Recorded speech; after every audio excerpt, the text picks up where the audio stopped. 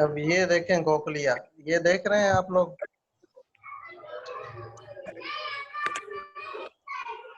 देख रहे हैं?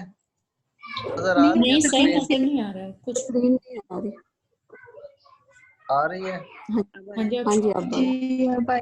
आ रही है। ये देख रहे हैं ना, ये स्टेपी जब मूव करती है, यहाँ से साउंड आती है। साउंड क्या करती है, टाइम्पैनिक मेम्ब्रेन के साथ टकराती है, तो उसके साथ लगी हुई वेसिकल्स मूव करती हैं।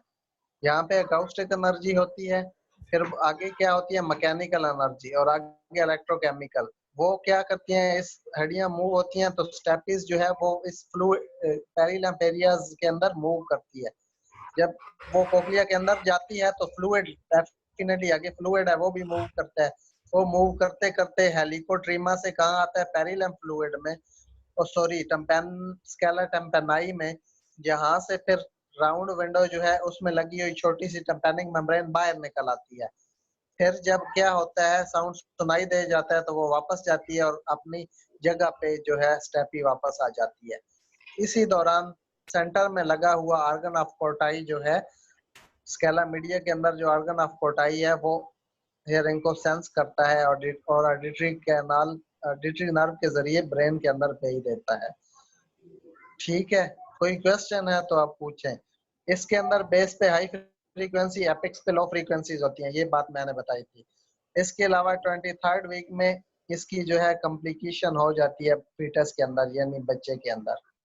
और जो सबसे हेयरिंग का ऑर्गन है, सेंसिटिव हेयरिंग का ऑर्गन कौन सा है, वो ऑर्गन ऑफ कोर्टाई है, जिसकी शक्ल बिच्छू जैसी होती है।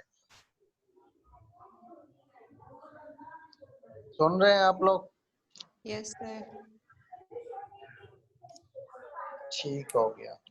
सर पीछे आपने स्केला वेस्कुलेयर्स, इसका क्या काम होता है? स्केला वेस्कुलेयर्स। उसका काम ये होता है कि एंडोलिम्फ फ्लूइड जनरेट करता है स्केला मीडिया के अंदर। स्केला मीडिया में एंडोलिम्फ फ्लूइड को जनरेट और पुश करता रहता है स्केला वेस्कुलरस। ठीक है, ठीक है सर। ये बाकी आपको मिडल ईयर नजर आ रहा है, इसमें 3 बोन्स हैं जो आपस में अटैच हैं। ये यूस्टेचियन ट्यूब है। ठीक है, ये लेटरल वाल पे क्या खड़ा है, टाइम्पैनिक मेम्ब्रेन है। सामने वाली वाल पे क्या है, यूस्टेचियन ट्यूब है। पीछे जो है मास्टाइड एंट्रम है, और मीडियल वाल पे राउंड विंडो और ओवल विंडोज हैं, ये खड़ी हैं। यही ज्यादा इंपॉर्टेंट चीजें हैं इसके हवाले से, लेकिन इसको हम रिपीट भी कर देंगे। अच्छा, अभी आप लोग रेडी हैं टेस्ट के लिए? पेन पेंसिल लें और फिर हम टेस्ट लेते हैं, फिर पीआईसी का पढ़ते हैं। इस यस सर। लेक्चर को कहेंगे तो हम रिपीट भी एक दफा कर देंगे सारी हियरिंग को, ठीक है ना? Yes sir. तो मुन्ना है?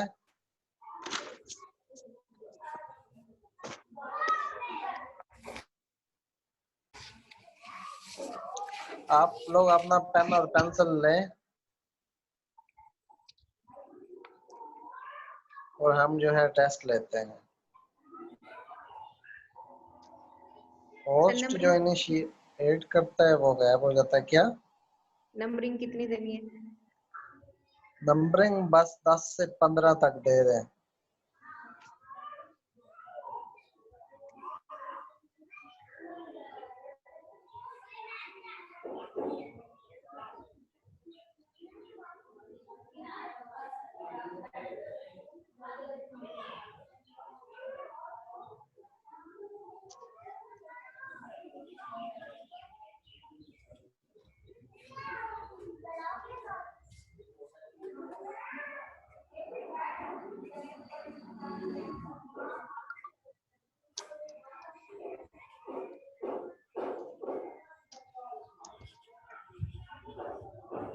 दे लिया नंबरिंग?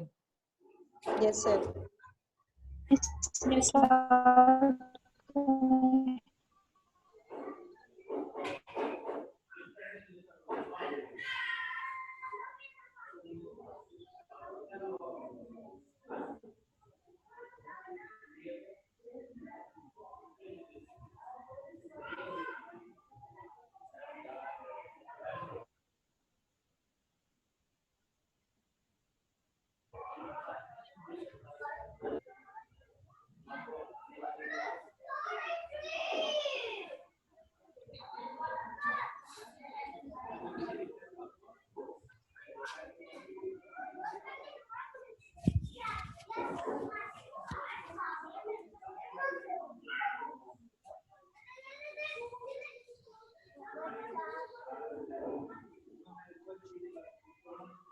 अस्सलाम वालेकुम सर।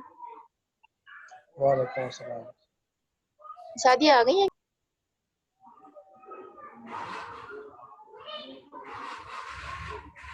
समूना और सादिया, जितने में मैं इन लोगों का टेस्ट लेता हूँ, आप लोगों के लिए ये मैंने 10 MCQ भेजे हैं। आपने इसकी जो है ना आंसर की मुझे भेजनी है। 1 से 10 तक नंबर दें और आगे यस जो सर। उसका आंसर है, वो लिखें और फिर मुझे व्हाट्सएप कर दें दोनों। सादिया आ गई है? सर सादिया का नहीं पता कहाँ, व्हाट्सएप पर भेजे हैं? हाँ, मेरे जो है पर्सनल वाला है, उसके ऊपर अपनी वो की भेज दें। ये इसी तरतीब से आपने जिस तरह से मैं भेज रहा हूँ ग्रुप के अंदर ही भेज रहा हूँ। आप दोनों ने ठीक इसी है। तरह अटेम्प्ट करना है। इतने में साथ रहे, इनसे मैं जो है वो लेता हूँ बाकियों से, HI वालों से टेस्ट। HI वाले रेडी हैं? Yes sir. हाँ जी। हाँ जी, ये 10 क्वेश्चन आप लोगों को PHC वालों को भेज दिए हैं। आप जो है इसका 1 से 10 तक लिखें और फिर उसका आंसर जो है A या B या C जो भी है मुझे वो व्हाट्सएप कर दें। Yes sir. अभी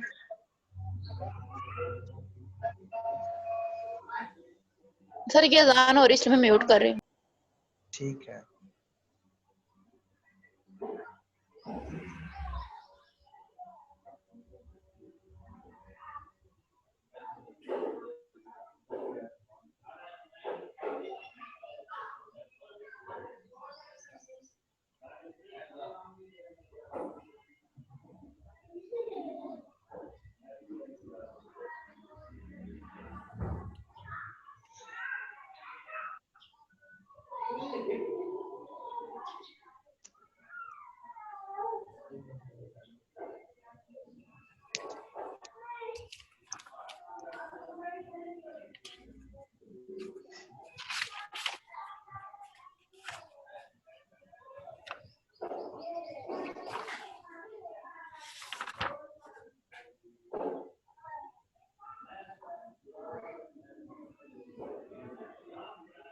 चलें लिखें आप लोग। सुन रहे हैं? Yes sir. HI वाले सुन रहे हैं? जी सर। सुन रहे हैं। First question, ceruminous gland lies in the outer air cells and produce air wax. ठीक है?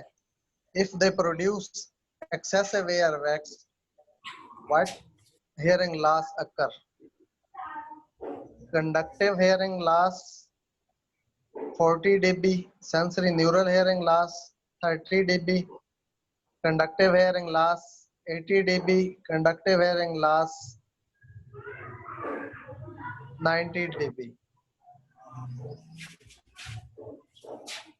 आपने इसका आंसर लिखना है।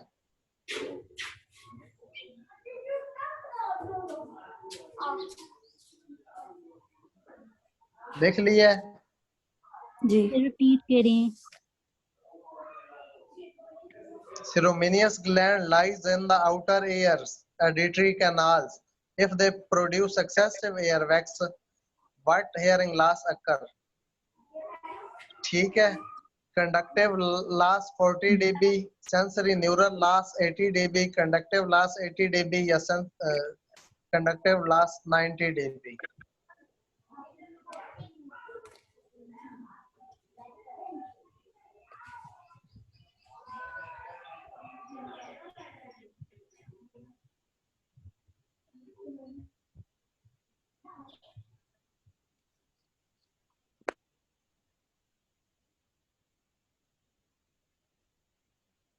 हो गया है? फिर दूसरा क्वेश्चन है, दूसरा सुने। The maximum restriction point on the tympanic membrane is called scala vesicularis, mastoid, embo, cone of light या tensor tympani। रिपीट करें sir please. The maximum restriction point on tympanic membrane is called scala vesicularis, cone of light, embo या tensor tympani। ये बड़ा क्यों नहीं हो रहा? ये बड़ा क्यों नहीं हो रहा? बड़ा ये बड़ा क्यों नहीं हो रहा? ये बड़ा क्यों नहीं हो गया? जी सर। अच्छा लेके आओ। Tympanometry is a test for hearing which is used to evaluate the which part of the ear, middle ear, inner ear, outer ear या all of above.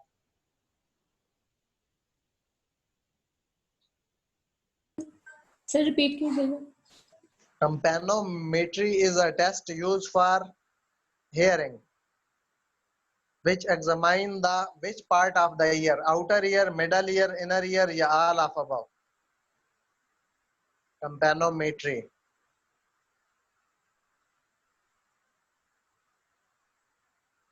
हो गया? जी सर।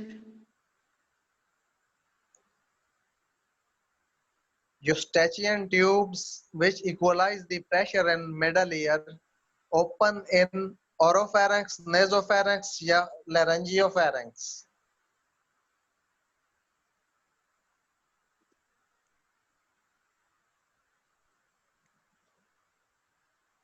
हो गया है? जी सर। कितने क्वेश्चन हो गए? 4। 4.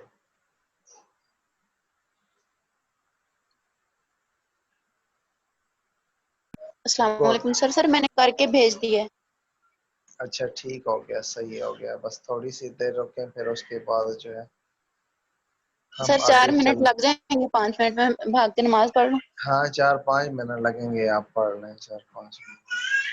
ऐसे चले ठीक है, जाऊं या लीव करके जाऊं? जैसे ऐसे ही चली जाए, रख के, कोई इशू तो नहीं है, म्यूट करके।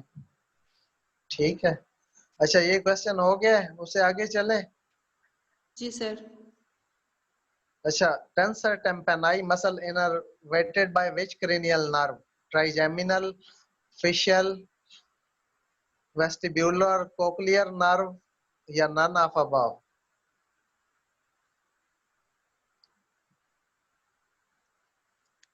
जी सर हो गई। हो गया है। 5 क्वेश्चन हो गए। Yes sir. रिपीट करेंगे 5वां। Tensor tympani muscle innervated by which cranial nerve? Trigeminal, facial, vestibular, cochlear या none of above?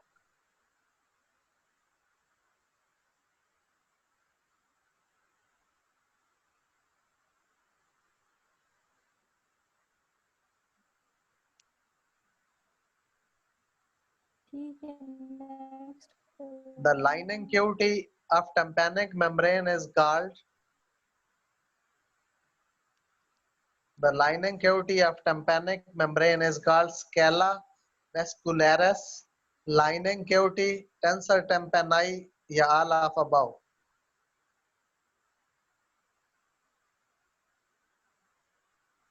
सर दोबारा पढ़ें सवाल। The lining cavity या lining cavity on tympanic membrane is called scala vascularis, mucous membrane, tensor tympani या all of above?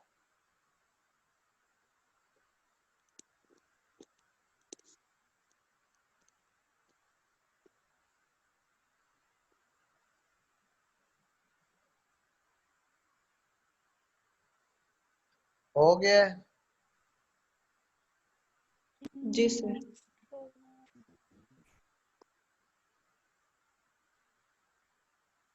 अब ये जो question नजर आ रहा है इसका आंसर दें जल्दी से।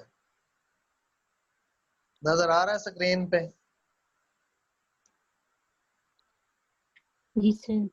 Yes sir.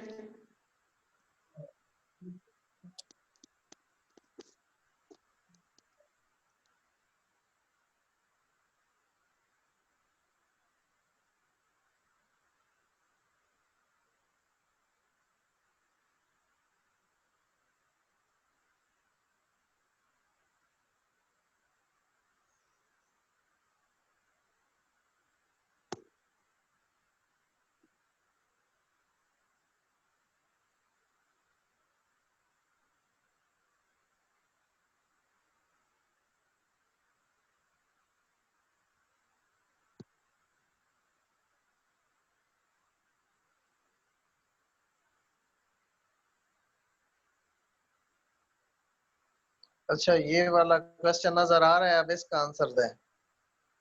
नजर आ रहा है? Yes sir.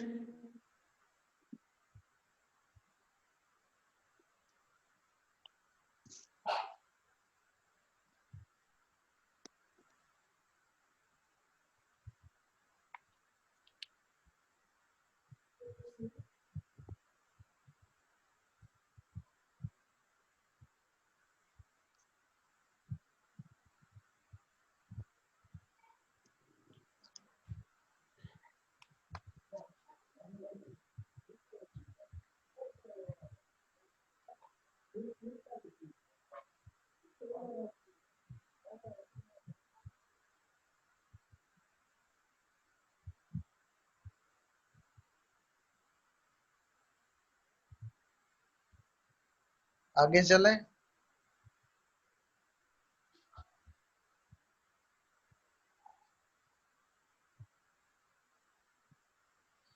ये इसका आंसर दें।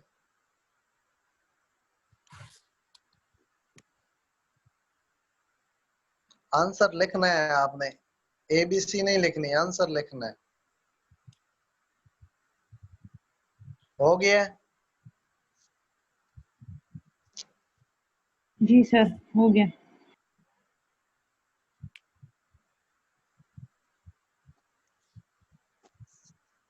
बस कितने क्वेश्चन हो गए? सर 9। 9 हो गए हैं।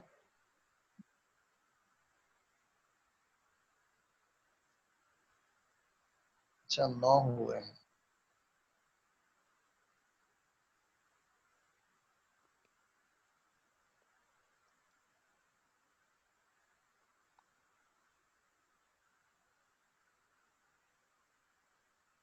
अच्छा, 10वां क्वेश्चन फिर जो है वो वैसे ही लिख लें।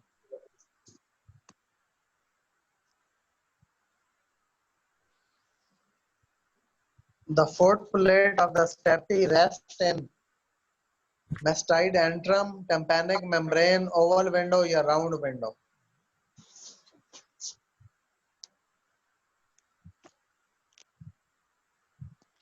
Yes sir. लिख लिया है? जी सर। The fourth step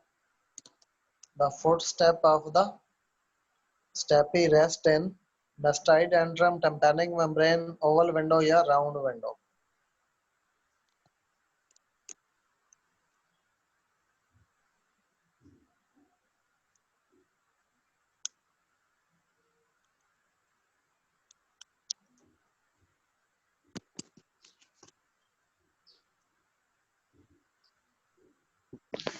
अस्सलाम वालेकुम सर। वालेकुम अस्सलाम। बस कंप्लीट हो गया? आप लोग जो है मुझे ये भेज दें, ठीक है? ठीक है सर। अपना ऊपर नाम भी लिखिएगा सब। ठीक है सर। देखो कितनी एक समझ आई है। कल जो है इनर ईयर से हम जो है चीजें पढ़ेंगे, और अगर इनर ईयर के मुतालिक कोई क्वेश्चन है तो पूछें, नहीं तो फिर जो है PIC का ये ईयर वाला लेक्चर फिर से रिपीट करूंगा मैं एक दफा फिर से थोड़ा सा, ताकि आप लोगों को सामने पहुंच जाए। लेकिन कल हम इनर ईयर के मुतालिक क्वेश्चन करेंगे। क्लियर है? सर जी, सर स्केला वेस्कुलेयर्स वाला दोबारा बता दें। ये इंडोलिफ को जनरेट करता है किसमें? स्केला मीडिया के अंदर होता है और इंडोलिम फ्लूइड जनरेट करता है। इंडोलिम फ्लूइड कहाँ पाया जाता है? स्केला मीडिया में पाया जाता है ना, यस सर। तो वहां पे यही होता है जो कि इंडोलिम फ्लूइड जनरेट करता है। ठीक है सर, थोड़ी सी कंफ्यूजन थी, मैंने कंफर्म कर लिया। और कोई क्वेश्चन? सर ये जो हैमर होता है हाँ जी। ये म्यूकस के साथ अटैच होता है या फाइब्रस के साथ अटैच होता है? ये जो टेम्पैनिक मेम्ब्रेन की लेयर्स हैं, जो टिम्पैनिक मेम्ब्रेन की लेयर्स हैं, हाँ जी, उसकी मीडियल लेयर पे होता है या इनर वाली पे होता है? हैमर किसके नहीं नहीं, साथ अटैच? जो इनर ईयर है अगर इस साइड से देखा जाए तो वो मोस्ट इनर होगी, आउटर मीडियल और फिर इनर। तो जो मोस्ट इनर होगी उसी के साथ अटैच होगा ना, अंदर वाली साइड पे अगर देखा जाए तो इनर, फिर मिडल और फिर आउटर। आउटर कहाँ होगी? जो ऑडिटरी कैनाल है उस तरफ होगी, और जो इनर जी होगी वो किस तरफ? जो इनर होगी वो वो मिडल ईयर में होगी, उसी के साथ अटैच होगा।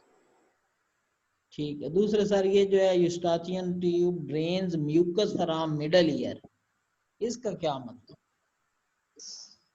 इसका मतलब यही है कि अगर वहाँ क्या कहते हैं, कोई अगर म्यूकस या कोई ऐसी चीज जमा हो जाती है तो उसको भी ड्रेन कर सकती है, क्योंकि ड्रेनेज का काम है ना।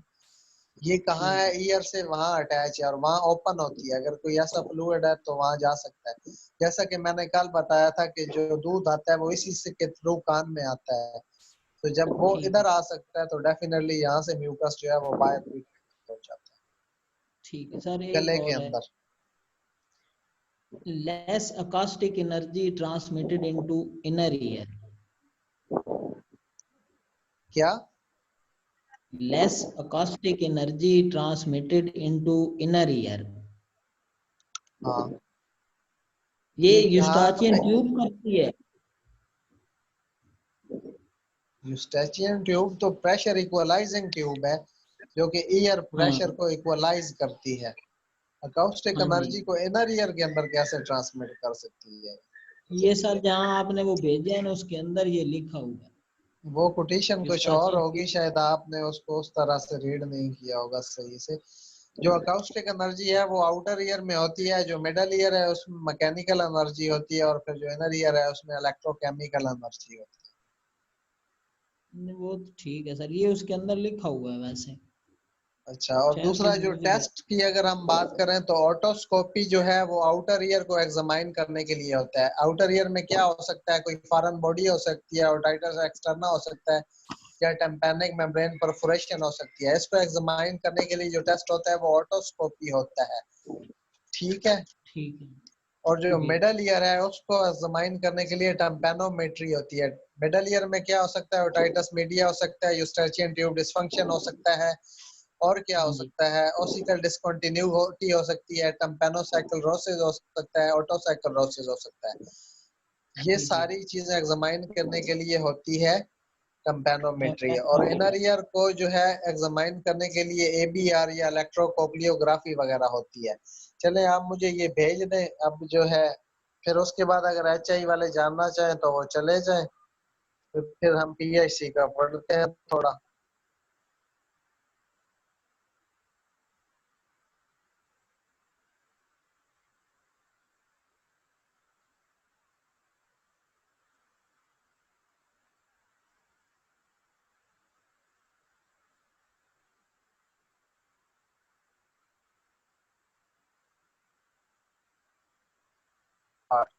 Injury, yes spinal cord sir, वो इंजरी क्या होता शादियां है? तो ऑफलाइन है। क्या? मैंने कहा शादियां तो चले ऑफलाइन है। उन्हें बता दें वो, फिर अब उनका क्या करें, वो समझ उनको आती नहीं है। मैंने उन्हें, मैं खुद भी इंडिविजुअल टेक्स्ट भी किया और कहा भी था कि एक सेशन के बाद आ जाइएगा, लेकिन वो आई नहीं। अगर आप उनको कन्वे कर सकते हैं तो कन्वे कर दें। ये सर मैंने स्पाइनल मैसेज कार्ड किया है। है इंडिविजुअल। ठीक है, ये स्पाइनल कार्ड है, हमने देखा था इसके 4-5 पोर्शन होते हैं, सर्वाइकल, थोरैसिक, लंबर और कोक्सीजियल। जी यही सर। स्पाइनल कार्ड है। और इसके अंदर क्या होती है, ये बाहर वर्टिब्रा है और अंदर स्पाइनल कार्ड है। स्पाइनल वर्टिब्रा डैमेज होगी तो इतना इशू नहीं होगा, स्पाइनल कार्ड डैमेज होगी तो फिर क्या होगा, ज्यादा मसला होगा। क्योंकि वर्टिब्रा तो डैमेज होगा तो उसको जो है,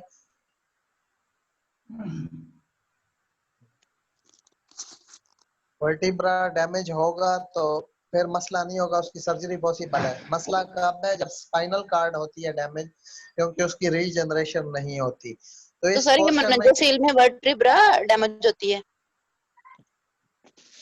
मनंजोसील के अंदर, वर्टिब्रा के अंदर सैक होता है ना बेसिकली, स्पाइनल कार्ड तो डैमेज नहीं होती। जी। और जो हाँ, मिलियो मनोजोसील है उसमें स्पाइनल कार्ड होती है।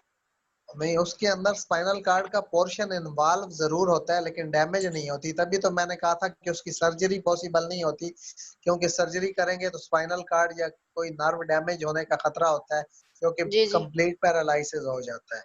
बाकियों में सर्जरी हो सकती है, क्योंकि उसमें जस्ट क्या होता है, मसला सिर्फ जो है वर्टिब्रा उसमें होता है, तो उसको वर्टिब्रा को करके और फिर जो फ्लूइड होता है उसको अंदर धकेल दिया जाता है। तो वो उसको नॉर्मलाइज होने के चांस होते हैं।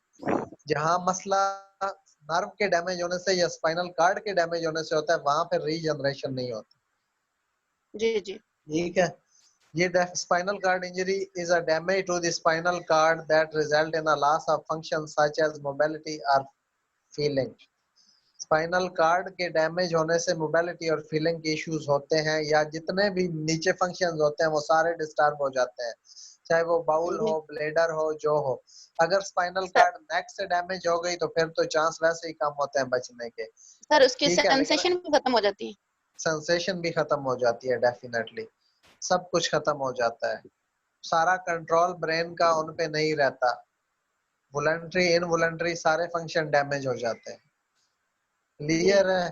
इसकी यस कॉजेज सर। क्या हो सकती हैं? बुलेट और स्टैब बाउंड हो सकता है, गोली शोली लग जाए तो डैमेज हो सकती है, ट्रॉमेटिक इंजरी हो सकती है, कोई इंजरी हो गई, इलेक्ट्रिक शॉक की वजह से डैमेज हो सकती है, extreme twitching of the middle of the body. कहीं बार दफा ऐसा होता है कि बहुत ज्यादा ट्विचिंग हो जाए आप तो उसकी वजह से भी डैमेज हो सकती है।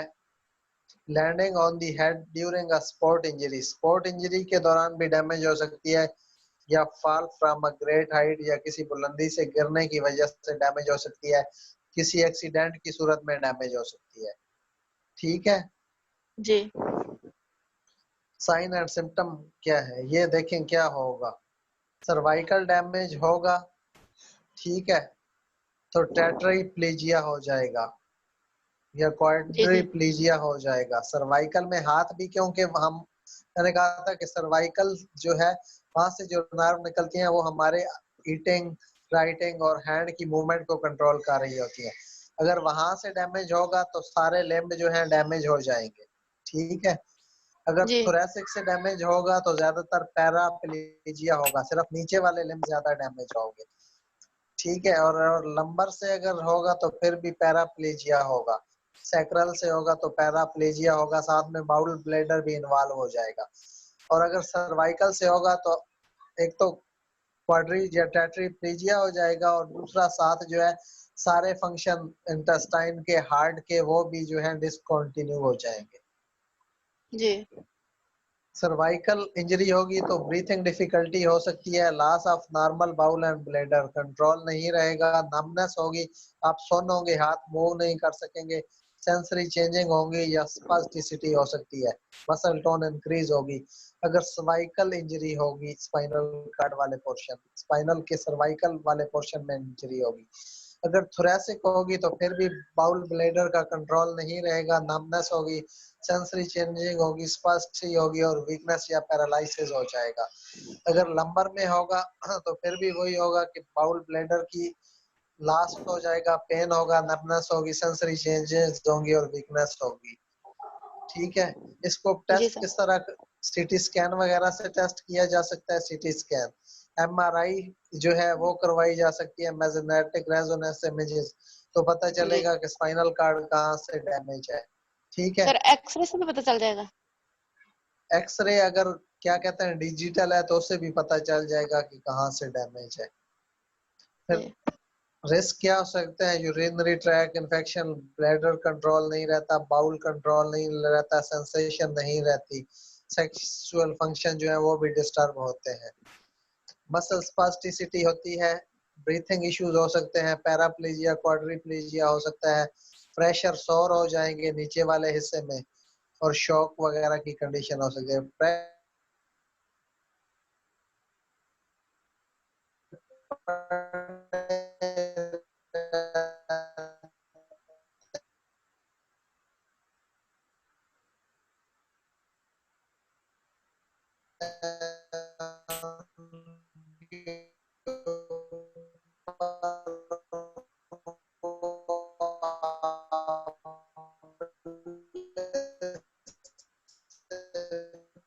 सेशन नहीं होती तो ये टीचर ने देखना होता है कि कोई बच्चा उसको हार्म ना पहुंचाए, उसको कोई इंजरी ना हो कि जिससे ब्लीडिंग हो, कोई हीट वाली जगह पे उसके पाँव ना पड़े रहे ताकि वो हीट हो जाए, इनको देखना होता है। उसके अलावा अगर इंजरी ऊपर है तो डेफिनेटली अगर और इश्यूज हुए हैं, ब्रीथिंग डिफिकल्टीज है, उनको देखना होता है।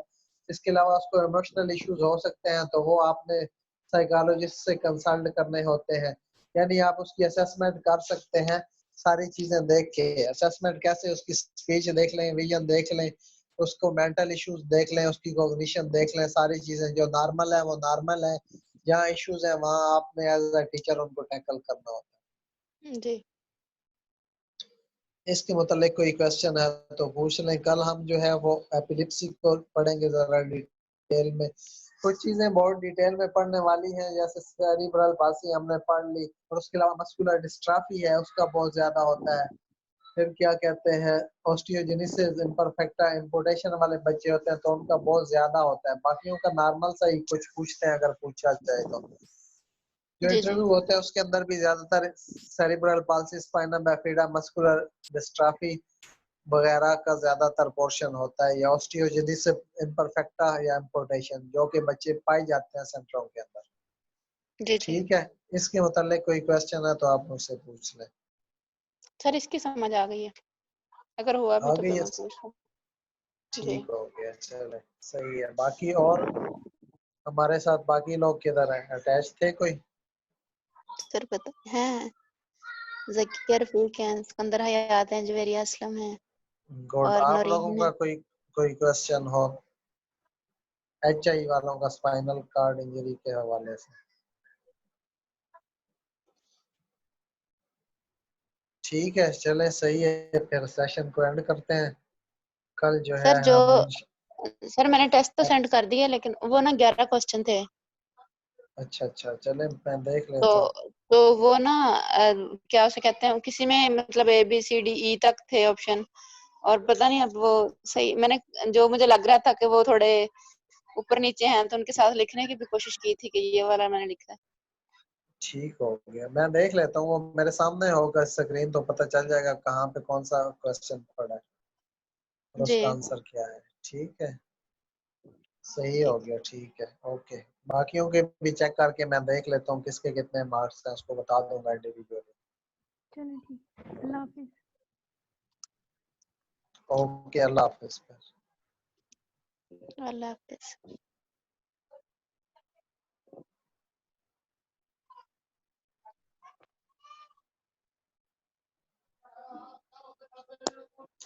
ये मीटिंग एंड कर दें आप।